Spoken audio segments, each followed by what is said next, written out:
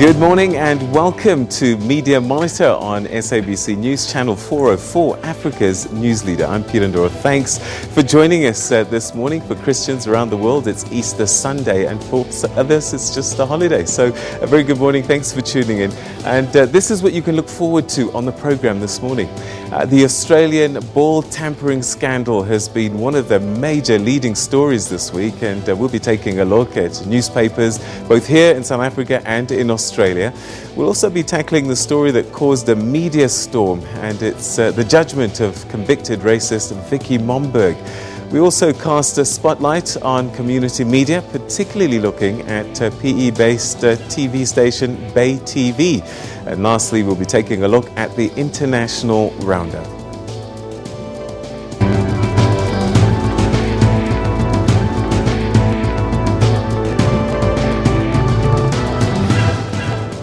But first, as we always do at this time, we take a look at what's making the front pages of our newspapers on this Sunday. And we begin with the Sunday Times, and it's leading with the story about how the Oppenheimer family held secret talks with the ANC over an application to the national government by one of the family's businesses to be allowed to operate its own private international terminal at OR Tambo International Airport. The City Press today is running with the story about how former President Jacob Zuma's supporters are furious that the ANC's NEC has distanced itself from former President Zuma. The Zuma supporters are reported to be mobilizing support for him, which is expected to intensify this week. The Sunday Independent is leading with the story about how hundreds of jobs at Telkom could be on the line after the corporation unilaterally embarked on a restructuring process that resulted in employees being outsourced to two international companies on short-term contracts. And in KwaZulu-Natal, the Sunday Tribune is leading with a story about how from today, South Africans will have to swallow the bitter economic pill of multiple tax increases. Though economists do say that South Africa's economic situation has improved enough to offset consumer losses. So VAT up by 1% as of today. Now, lastly, the Weekend Argus is running with the story about how the city of Cape Town has been warned that it risks losing its revenue because a revenue base and driving residents to other towns in it if it continues to increase tariff rates. All right, so those are some of the front pages of our Sunday newspapers, and we'll be discussing those a little bit later on in a bit more detail. In the meantime, one story that certainly caught the attention of South Africa is the Vicky Momberg. She was trending all day on Wednesday after the former estate agent was sentenced to 3 years in prison, 1 year of which was suspended by the Randburg Magistrates Court. Momberg went on a racist rant shortly after being a victim of a smash and grab incident in Johannesburg in 2016. And she loosely hurled the K word 48 times at police officers and 10111 operators who were actually trying to assist her following her ordeal. Her tirade was caught on camera, and the video soon went viral on social media. Let's take a look at this story again. Vicky Momberg's last few minutes of freedom, now paying the price for her racist rant. This shocking video landed her in hot water.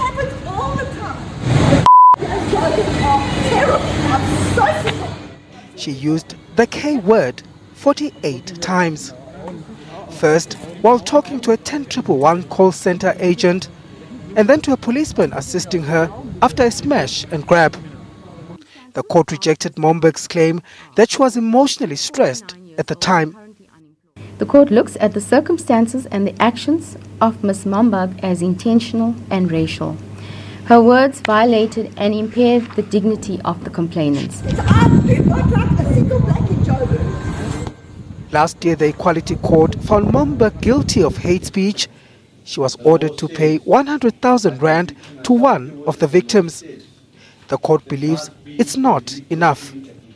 This sentence, however, must serve as a deterrent for others who behave in a morally reprehensible manner, sending out a clear message to all In particular, people who use the K word. It must be a lesson for all of us. A harsh sentence meted out. A ruling broadly welcomed on the streets and social media. The sentence of 2 years are it's too little. They should go for 6. It is the beginning of a long journey of South Africa fighting racism. For a start, 3 years actually is not bad. Anyway, nations are able 10 years. The wiki bonanka. It's a landmark ruling in a case involving the use of the K word, and one the state hopes will serve as a deterrent. Momberg is set to appeal both the conviction and sentence. Manqaba Mchunu, SABC News, Randburg. Well, for a discussion on this particular issue, we're now joined by Media Monitoring Africa Director William Bird and SABC's Foreign and Acting Political Editor Sophie Mokoena. To both of you, welcome. Thank you very much indeed. And thanks for joining us on this Sunday morning when everybody else is on holiday. But you're up. Listen, let's start with this story. Vicky Momberg on Wednesday. And I think there was shock and surprise. Some people shocked, amazed, but it has set a precedent. William, jailed for racism. This is a first. I'm not sure it's necessarily a first. I mean, we've seen people arrested and put in jail for hatred crimes before. Okay, right. But what makes this interesting is that she was found guilty and jailed for the crime of crimen injuria, right? Which is pretty unusual. So I think one of the best pieces this week was one by Rebecca Davies on Daily Maverick that said that went through and looked at some of the issues around that as a particular crime, because it is pretty uncommon for that as a crime to be given the most extensive jail sentence possible and allowable, which is what the magistrate did in that case. So it's I think that there's a lot of people that are applauding it.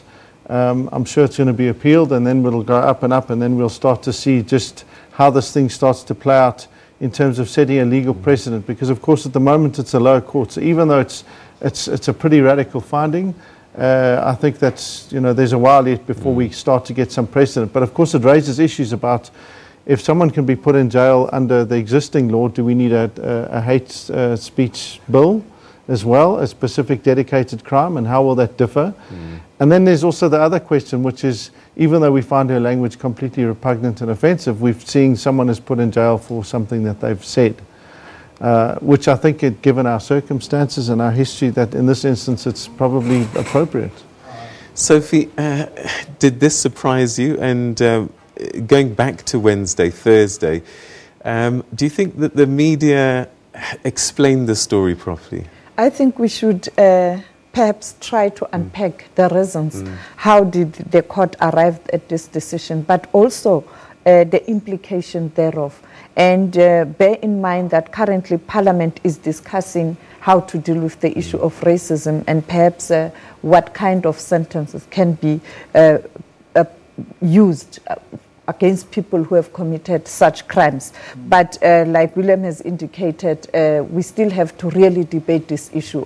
I wasn't surprised. I was surprised, maybe surprised in a sense that I wasn't expecting this to happen now, because the previous cases, we know that people were punished, but their sentence wasn't so harsh. But the reality is, in South Africa currently, we see the issue of racism rearing its ugly head. And I think perhaps the court is sending a strong message that this cannot be allowed. What's changed then? We're 20 plus years into a democratic dispensation. Racism has been there, and people have been quite open about it at times throughout. Do you think social media has changed the game? What's different now that the judges have said enough is enough? Well, I suspect that there's a number of factors. I mean, social media ironically kind of allows racism and the fruitcakes to fester, and for them to get a lot bigger voice than they otherwise would have, and that's on both extremes across the world. That's not unique to us. I think in this instance, what appears to be the case is that the number of times she used the K word repeatedly, the fact that she doesn't appear to have shown any kind of evidence of remorse or any attempt to take responsibility for her actions. And as far as I understand it, there was also a refusal or a reluctance to engage with the Equality Court order And so those things, I think the magistrate saw as deeply aggravating factors. And given our history and given all of the issues, given that our constitutional court has spoken out so very clearly and firmly and strongly on these issues, I think that this magistrate just said, okay, that's it, you're getting all of these things, because in this instance, for these and these reasons, you clearly deserve the most extreme penalty that I can possibly issue. Sophie, a telling statistic that I found, that the Human Rights Commission has said that the number of complaints has increased significantly from 749 equality-related complaints they received in 2016. 505 were related to race. Is it that we are now more aware that we can complain and where we can go, or is the country getting worse with the racism? I think the country finds itself in a situation where there are challenging issues. And these challenging issues, for example, unemployment, issues of poverty, issues of redress, when you discuss these issues, you can't avoid a situation where at times you may kind of touch on race issues. For example, when you look at the stats, you'll always compare Africans this, colored this, whites this, and finally you come to a conclusion perhaps nothing has changed. The issues of the land question right now is very heated, and clearly when you discuss the land question, you'll always have two different views. Those who are saying yes, we were deprived, or the dispossession has always been an issue that even our forefathers fought for. It has never been about going to town and staying in town, but the land question. And then you have the other people saying we didn't steal the land. The concepts that are used in terms of defining this is hating, and we were not there, we were not born yet. And therefore, it comes back to issues of race. As the country, as the democracy mature, we get into discussing very, very sensitive issues. During the World Trade talks, people shied away from really getting into the challenges the country was likely to face. But now we are beginning to discuss these things, and therefore sometimes these issues will lead to a situation where they are characterized as fueling racism. And perhaps the issue of social media, people can express themselves. You don't have to wait for radio station or television or print media where you can air your view. And therefore, it's a free-for-all right now. All right, so we're going to take a quick break, but when we come back, we'll look at the other stories, but also perhaps how the media can play a role, or has it played its role in explaining the story so that people understand why it's such a serious case and what to do next. But we'll discuss that a little bit more after this break.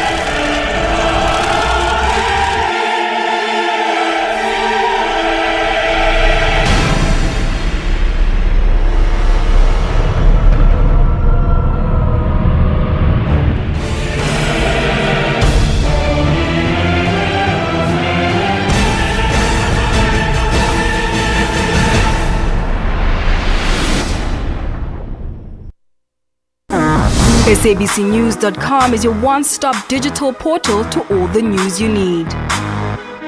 With a website that is easy to use on mobile, SABC News prides itself in being the primary source of public service content across multiple platforms.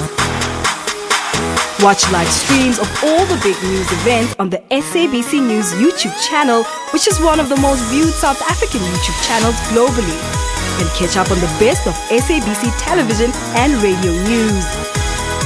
Follow breaking news on all of the SABC News social media platforms, interact with SABC News on Facebook, and stay connected on Twitter for the latest headlines and real-time updates by our reporters. SABC News, everywhere.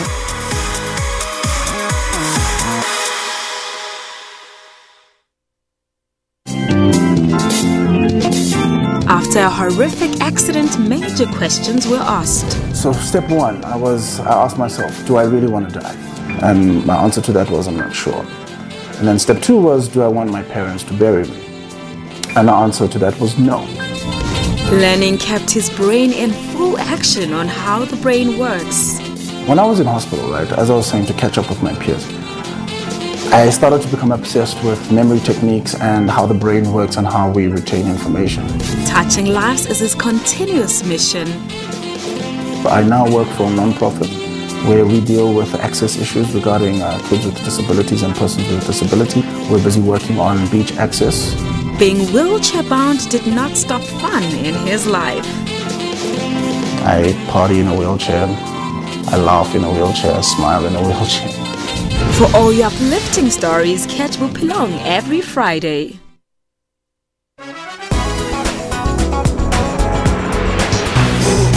An exciting opportunity and an absolute must for those with the spirit of adventure is a Kruger Park night game drive.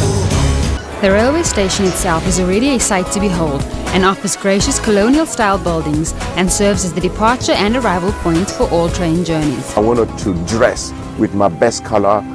Being awarded to do the Serpentine Pavilion is the highest commission in my career. And I wanted just to come and show me with my best clothes, and that is blue. Catch Trends Travel every Sunday from 12 to 1 for all the global travel and leisure trends.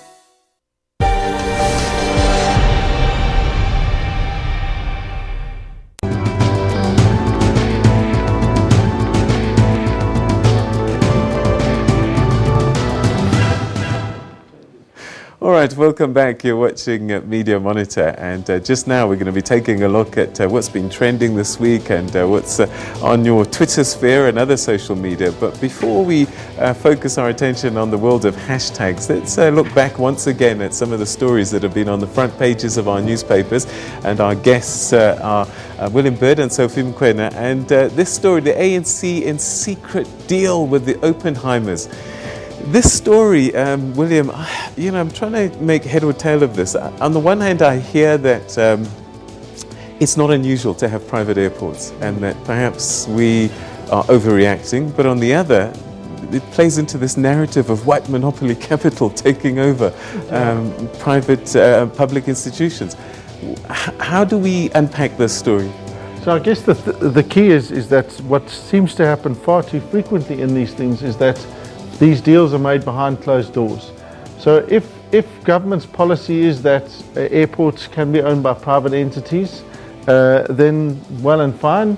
But then those deals, they need to be tendered out in a public manner. The things need to be made public because, of course, in many instances, they're national key points. We need to know and have a better sense of what's going on. I think the concerns here is that already we're seeing that even if you take the Guptas out of that equation, it seems to be a highly politicized incident, which is to say that it appears from the story that the deal was done with the ANC and the Oppenheimers rather than with the government and the Oppenheimers.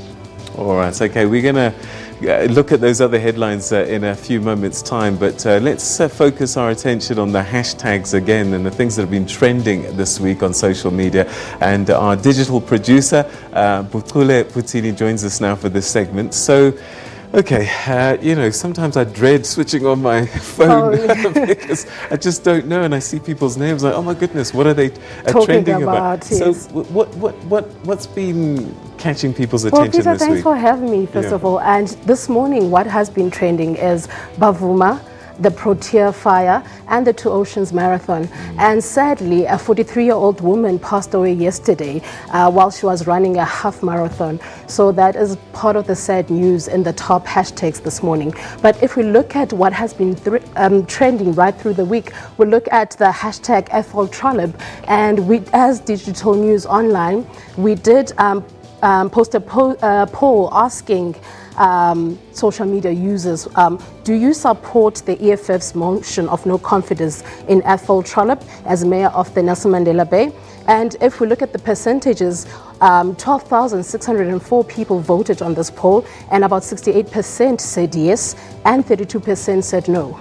So they support the EFF's motion of no confidence. Yes. And we have to remind our viewers that the poll wasn't about whether he was doing a good job or not. Yeah. It was the fact that the DA did not support the land expropriation without compensation, wasn't it? Yes. Okay, so what else was happening? You know, it's Easter weekend, and a lot of people are spending a lot of time on the road.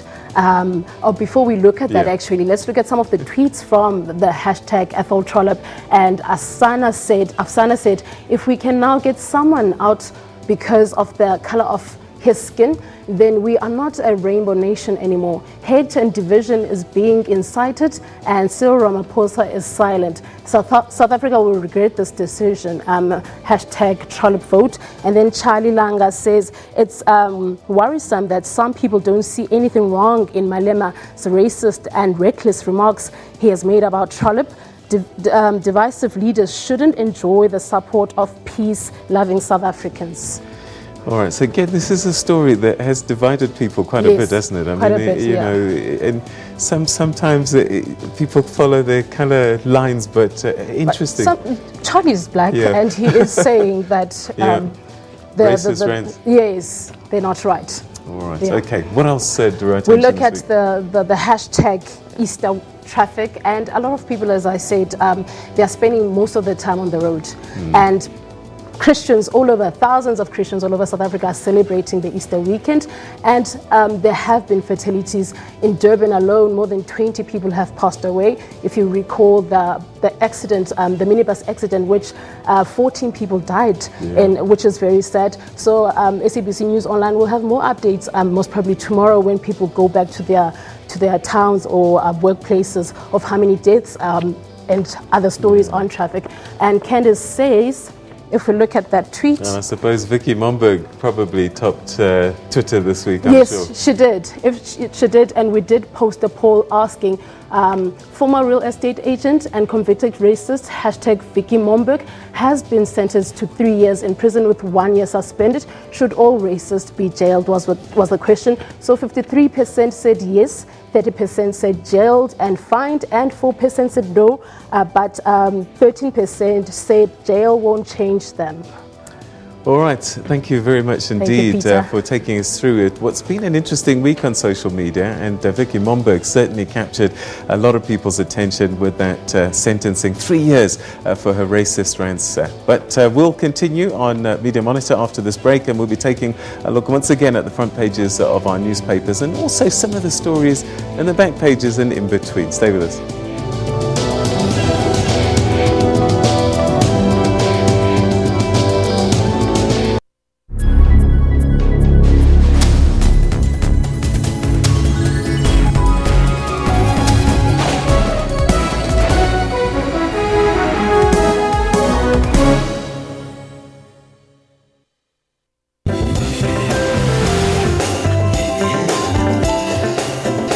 Very good morning to you, and thank you so much indeed for choosing Morning Live. But I want to know the basic thing.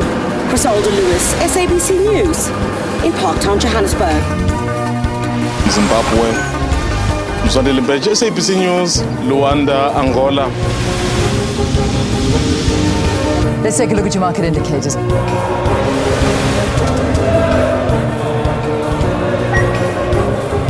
Thanks for staying with Morning Live. Let's bring you your sports news.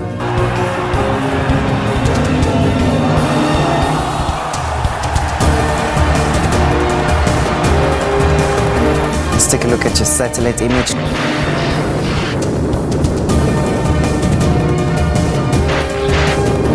Set the agenda for the day with Morning Live.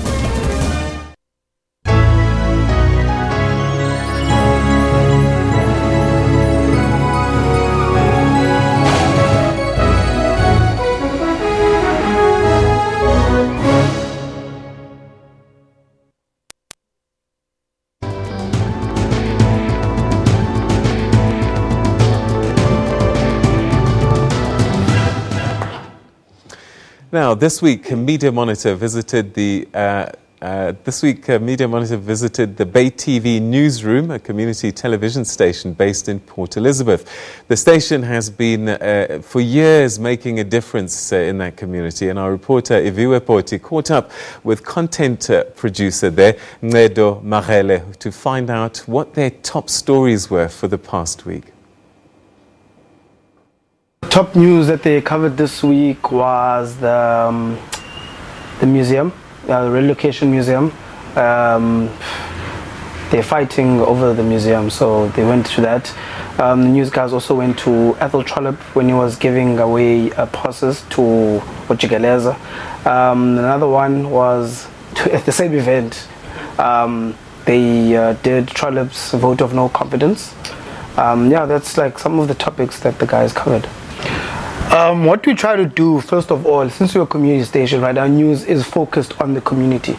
So we are sort of the door or the window to showing the rest of South Africa what happens in our community. So we very much focus on going to the ground or on the ground to the people of the community. We also encourage them to call in and tell us what's happening within their communities. So by doing that, I think it encourages the community as well to watch the news, because they might see their stories on the news.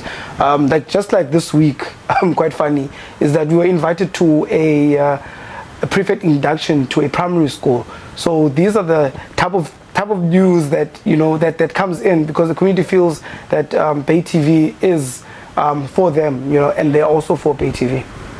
And then when you, like, for example, if it's like a bigger scope in terms of a news insert, like the relocation museum, yeah, and how it impacts on their community. Yes. How far does it go in terms of education from a newsroom? In terms of education, I think the guys focus more on the story than on educating. And I always encourage the guys to always go the extra mile, you know, to sort of try and teach the community something, because as I've said before, we are focused on the community. So if they can get something out of a news story that they didn't know, it would be great.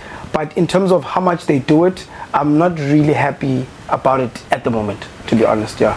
And then when we speak of how maybe BayTV is perceived by the community, just in general, okay, do they understand the difference between like community news and your commercial news?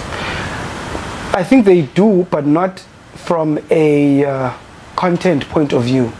They view it more on a quality point of view. I'll say this because first of all, we cover, like journalists cover the same type of news, but it's how the news looks on screen. So our news looks very different to the way that SABC does it or other news channels do it. So the community, in terms of they know what to expect. So there's a benchmark set. So if news does not look a certain way, if it looks less, the quality is less than what they're used to, they'll obviously say, this is community, this is what. But on the also on the news stories, sometimes you find that some journalists don't do as much research because of maybe resources. They don't have resources. Live broadcasting. So you find people in the streets asking you, there was burning in Woma. People are protesting, why didn't you guys cover that? And we have to explain, no, listen, our news is delayed. Even though we record it live, it's delayed. Oh, okay, so you guys are not like the SABC. We're like, no, we're not like the SABC, because in terms of equipment, we don't have the equipment, we don't have the resources to do these things on the fly. And then another big story now. Right, so that's what's happening at BayTV in the Eastern Cape, and that's one of the many community television channels across the country, but even more so the community radio stations. And a lot of us at some point probably passed through some form of community radio station. My first job ever was actually with a local hospital, and that's where I cut my teeth into doing radio. But community radio stations over the years have increased significantly. I think we're talking a few hundreds now, when there were minimal in the early 1990s. And part of their growth is that they speak to what's happening where people are, and they're more interested in the local issues, what's happening in their immediate vicinity. And so community radio as a collective has become quite a big voice, particularly when it comes to drawing new advertising revenues. So it's an important media, and one that we need to continue to engage with. All right, let's get back to our newspapers and my guests. And so we had a couple of headlines, and one of the ones that sort of grabbed my attention, Sophie, is Jacob Zuma's long shadow over the ANC. And this was going to be something that they were going to have to deal with. Even though they removed him from top office, his influence is still there. Yes, his influence is still there, and we know very well, anyone who has covered President Jacob Zuma, the former president, understand what kind of a person he is. He was not going to let it go, fight back. That's how he often behaves. If you look at what transpired after 2005, when he was removed from office, what did he do? Did he go to Nkandla and rest? No, he didn't. He went to the structures, sometimes at night, because I was responsible for the ANC coverage. As you know, that in the political team, you have different journalists doing different beats, like perhaps you'd look at international relations or look at the opposition politics. So I know very well that he immediately went on a road show to mobilize ANC structures, even addressing ANC structures at night, looking for support. And that's exactly what he's doing right now. There is just no way he's going to go back to Nkandla there and sit there and be quiet, facing all these allegations. We saw what happened on Friday. He went to 2 different churches, and clearly he was mobilizing the community there to support him, because the ANC and EC has taken a decision this time around not to go to court in the ANC banner and on behalf of the ANC. They have indicated that individuals can go, but they can't use the ANC regalia or perhaps the ANC banner or perhaps speak on behalf of the ANC. But for me, what's shocking is that on the Friday, when the president of the ANC and the president of the country attended a church service, the ANC provincial leadership or the interim leadership, some of them, decided to support President Jacob Zuma at the church rather than going to their leader. That speaks to perhaps KZN is being used as a battleground or a center to mobilize. All right, so it's a difficult year because it's an election year, and he's got all this support, but what do? Do they use him as part of their campaign, or don't they, because he's facing these criminal charges?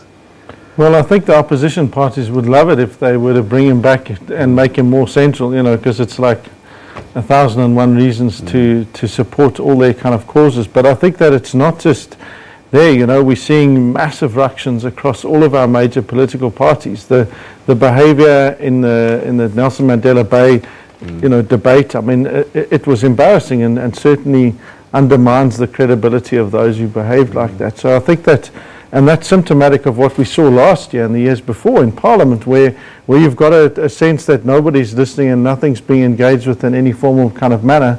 That happens. So the DA's got all sorts of issues. There's several really interesting stories about the DA, about leadership there, about challenges. We know that the EFF's got their own challenges, allegations of being fascists or not being fascists. The appalling treatment of media and their response and their kind of contradictory responses. And then you've got the ANC, which is clearly still deeply, deeply divided. And within that, the media kind of have to try and make sense. And still within that, we know that there are various of those powerful factions across all of those parties are going to be going to their different media to speak to them and try and insert their kind of storylines into it. So this is a period where our media really have to make sure that they try and do the very best that they can and follow things. If people are coming to them with the stories, they need to ask why. They need to be checking all of their issues and adhering to their ethical principles as hard as they can. Well, another big story, of course, this last couple of days, in fact yesterday as well, and is in the newspapers, is Sakina Kamwendo, our journalist, who's a colleague who's the role at the SAFM is changing, and so questions are being raised about how the SABC dealt with her last show. The COO of the station put this tweet out: "It's important to deal with the perception that Sakina Kamwendo contract with the SABC had been terminated prior to the program yesterday. She was engaged by news management on a new slot on SFM radio, and both parties have signed a contract." So she's not been fired, she's just been moved to another slot. Chris Moreling also says that we remain committed to transforming the SABC into a world-class African public broadcaster, and we shall do so in a manner that is in line with the highest standards of good governance. He also says that in this regard, Sakina Kamwendo's new contract and new slot have been signed by herself and her line management, as we as executive management are surprised that the events have unfolded in such an unfortunate manner. Okay, so the issue here perhaps is not so much did she sign a contract, not sign a contract, but rather how it was communicated. Sophie? Yes, I think the issue here is what transpired on Saturday, on Friday during her program. You know, from 8 o'clock to 9 o'clock, you have what you call after 8 debate. Normally you have guests, you have a topic to discuss. On Fridays, normally it's a more relaxed program with artists or trying to look at the profiles of different individuals. Now, apparently during that time something happened, and I think the SABC has to perhaps investigate what transpired and communicate in time with the listeners and the South African public, so that this issue is clearly explained. And I think what the mistake is that perhaps SABC didn't respond on time and to find a solution to this, but also... Well, Chris Moreling, the CEO, has said that he wants a report and he's going to investigate and come out with a statement shortly. So look, I mean, so it's Sakina, sorry, Peter. You know, it's... People, when you don't have things and suddenly there's a gap, and the example I've just made, people are going to ask questions. You know, where is she? Why is she not here? What's going on? And how do we deal with that? And when there's no information to fill that, people will use whatever things there are. And you just need one person to start a rumor, put out something on social media, and suddenly that will become, you know, the truth. So I think that if you compare this against, say, another talk show host who's just leaving a radio station, and the send-off that he received on air, you know, everyone was sad and crying and lots of goodwill and cheers, and you know, it was a very lovely experience for him to have gone through, against what Sakina went through, where, you know, she got cut off halfway through her program. You have to say, well, hang on a minute, even if changes happen, which I think is clear, you know, if they've got reasons to say we need to move you and we're shifting the lineup around, I mean, radio stations do that the world over. There's nothing wrong with that per se. But I think that there must surely be questions about how that was done. That, you know, as a person, she deserved that, the same level of send-off, and you know, friends, colleagues, other respected guests calling in and saying how they're going to miss her program. Instead, now what you've got is a political relations nightmare that they're going to have to fight quite deeply to come back from. All right, well, there you go. I'm sure it'll be another talking point for the course of the day.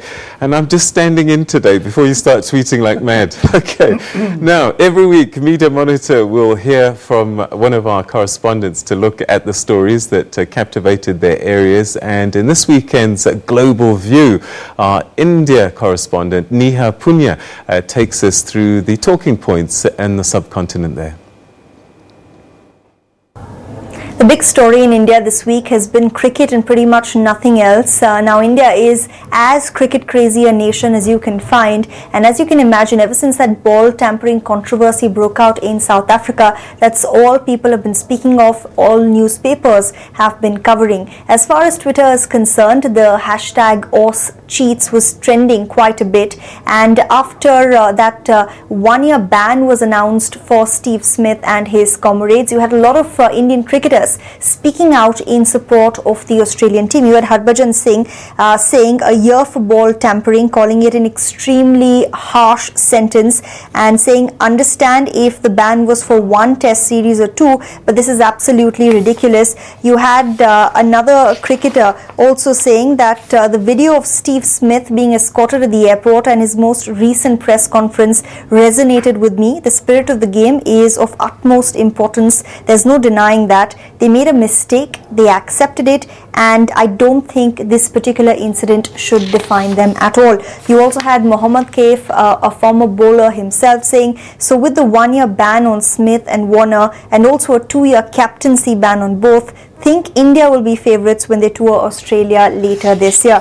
You had Harsha Bhogle, a renowned cricket commentator, saying, haven't Australia made enough of a spectacle of Steve Smith? I'm blown by what he's being put through. Of course, he was referring to that press conference that Steve Smith held where he was seen breaking down while speaking to members of the press. Of course, cricket legend Sachin Tendulkar also weighed in on this controversy. He said they are regretting and hurting and will have to live with the consequences of their act. Spare a thought for their families as they have much to endure along with the players. Time for all of us to take a step back and give them some space. But while the Indian cricket team was more or less supportive of Steve Smith and the Australian cricket team, you had many others on Twitter who said that this wasn't enough, that the punishment should have been more harsh. And as far as the sentiment of the average cricket watcher in India is concerned, they have always said that Australians are very rough players. They've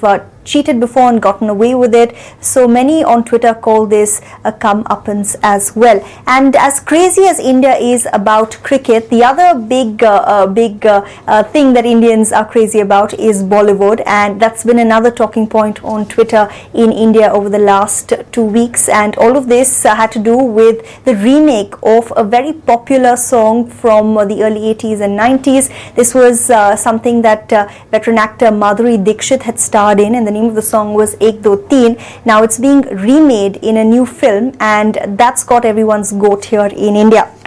You had various people taking to Twitter to say that the new song is so bad it doesn't even sound like it's been properly mastered.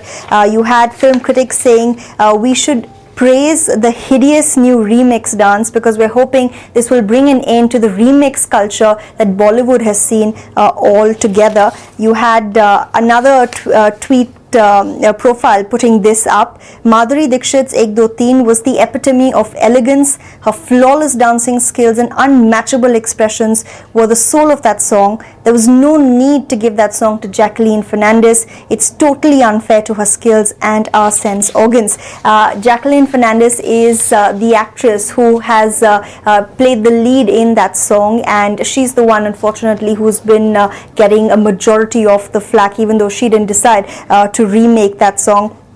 You had another person on Twitter saying Madhuri Dixit and only Madhuri Dixit, no one else can recreate the magic of that particular song. And lastly, you had one person summing up this entire controversy to say, if we were to explain Jacqueline Fernandez's remake of that song in one word, it would be horror, and the message was, don't mess with the legends. And speaking of controversies, the other big story in India, of course, has been the Gupta brothers. They have been summoned by Indian tax officials. They've missed 2 summons already, and that's been pretty much the only story that's gathered chatter in their hometown of Saharanpur, which is about 200 kilometers away from New Delhi. While the mainstream media has more or less covered this story sparingly, there have been only a few headlines on the inner pages, if at all. As far as the vernacular media is concerned in Saharanpur, this has been a big story for them. They've spoken of how those raids took place in the early weeks of March. They spoke of how the brothers have been missing ever since. Many of their relatives have been speaking to local media members as well and saying that they are possibly in Dubai. And this is a huge contrast, of course, to how the story is playing out in South Africa. But here in India, it's been a hit and miss. While the suspension of their contract or the probe against them did gain a lot of attention in the first few weeks. Recently, the story has received very little media attention here. So that's our correspondent Neha Punya reporting there from India, and cricket was in and amongst all of that, and that of course brings to mind this ball tampering scandal involving Stephen Smith, vice captain David Warner and team member Cameron Bancroft unfolded here in South Africa this week. The cheating scandal involved a plan to tamper with the ball to make it swing in the air more than normal to gain an advantage in the third test.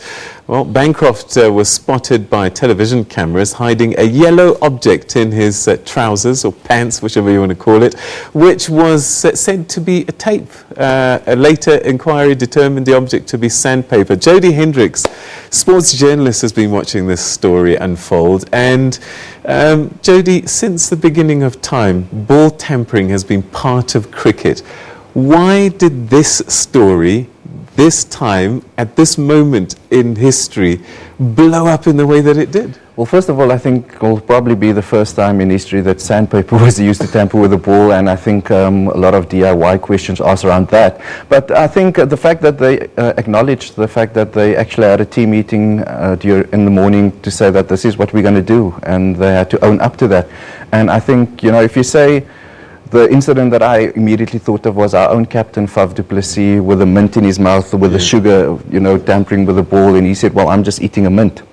These guys actually had a meeting to say that we're going to tamper with the ball, we're going to take objects onto the field to impact the play, the day's play, and that's why we've seen the fallout not only in South Africa, not only in Australia, but in the rest of the cricketing world as well. So the newspapers went mad with this, didn't they? What sort of reportage was coming through? Yeah, I think in terms of South African media, we were like taking the moral high ground. Well, it wasn't us, you guys are bad, but I've seen some scathing stuff in Australia and the rest of the world, and you know, I think them being three high-profile players as well, being the Australian captain, the best batsman in the world, Steve Smith, you know, so that shows you if a player of that caliber can do something so stupid, there's going to have to be repercussions, and this is why I think they've had the backlash that they had in Australia.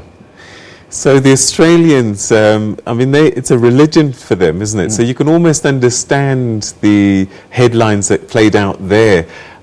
You were just telling us now that one of them compared it to murder. The Times in London, I read an article, it was the day before yesterday, and the headline was, "Enough Australia, it wasn't murder," because they were crucifying these guys. And, you know, to carry on with the three players involved, I've watched all three press conferences where all three of them broke down in tears, Peter, but I still don't know exactly what happened. I don't know who was involved. They said it was the leadership group. Yeah. If it's the leadership group, what's Nathan Lyons, the current captain, doing there? Because he was part of the leadership group. What's Mitch Marsh doing there? He was also part of the leadership group. So that's one of the questions. Did the coach know? Nobody's come out. The coach said he didn't know, but none of the players exonerated him and said the coach didn't know, it was us. So those are the kind of questions that I'm, as a journalist, sitting with, wanting answers. And also another important question, you said it's been happening in cricket since the beginning of time, but is it the first time that they've actually done something like this, where they took an illegal object and broke the rules? I don't know that, and I think that's what the cricketing world and the cricketing media, those are the kind of answers we want. A lot of people are saying the ICC are in trouble now because, you know, our own cricketer nearly got banned for 3 tests, etc., for a slight bumping of shoulders. Yeah. And then you've got this ball tampering, and it's the Australian Cricket Council itself that had to impose this heavy sentence. I think definitely the International Cricket Council will have to look at the rules and especially punishment for the mistakes that the players make. I think KG, depends which way you look at it. If you're a South African, you would have said that was nothing. If you're an Australian, you would have said he brushed him with the shoulder. Again, with this issue as well, it's, you know, we would have said, if it was our player, like Faf said, you know, I was just cleaning the ball. For them, it's a disgrace. So I think in terms of laws, we'll have to relook at the laws, and especially the penalties that are given to players. For example, the demerit points that we spoke about during the KG incident with Steve Smith, and also the bans, you know, 12-month ban, a lifetime ban, or whatever it is given, or a financial ban. Okay, in 10 seconds, explain ball tampering and for the layperson to understand what the fuss is all about. So it's basically you want to...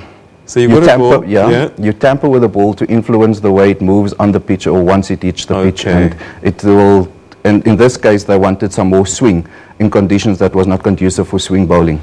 All right, Jody, thank you. Always a pleasure talking to you. Thanks so much indeed for your insights. These poor people behind me. Okay, let's take a quick break, and we'll be looking at your newspapers once again after this.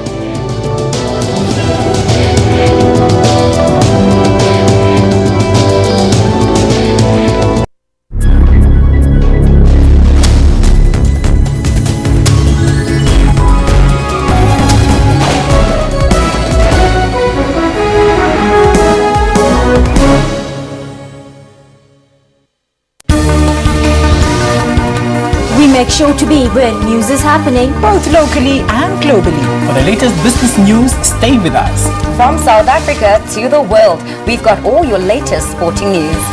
Don't miss our weather updates at every hour. Stay tuned to News Today, Monday to Friday, from 3 to 5:30 p.m. here on SABC News.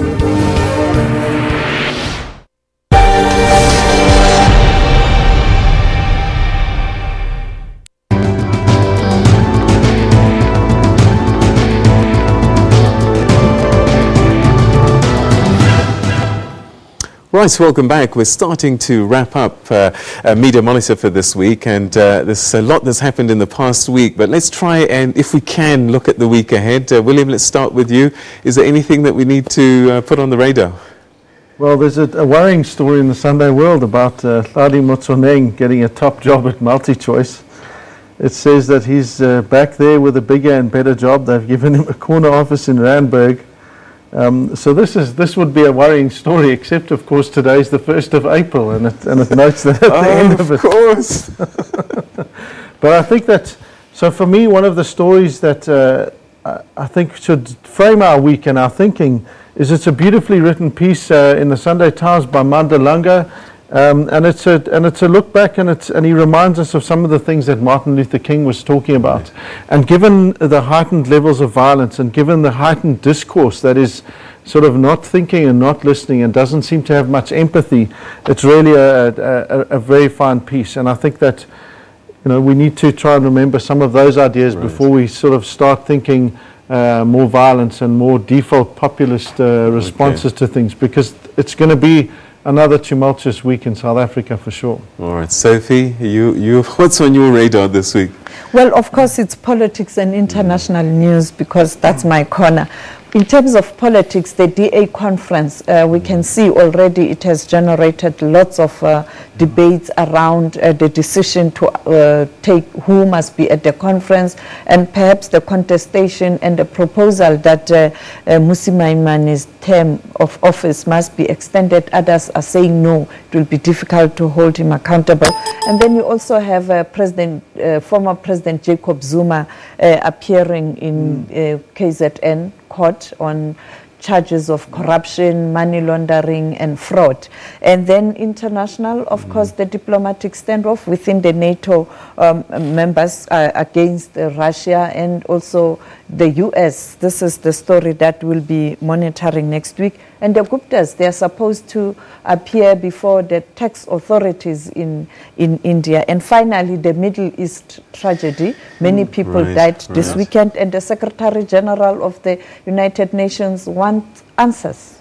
Yeah. So a lot of things that could escalate and go the wrong way in the week ahead. So a lot for us to reflect and to watch and to look at, and Twitter. I know that all of us, when we wake up, that's the first thing we look at. But that's where we're going to leave Media Monitor for this week. Thanks very much for tuning in, and hopefully we'll see you again next week at the same time. But for those of you that are celebrating or marking Easter Sunday, have a lovely day. If it's just a holiday, please make sure that it's peaceful. From me and the team, have a great weekend.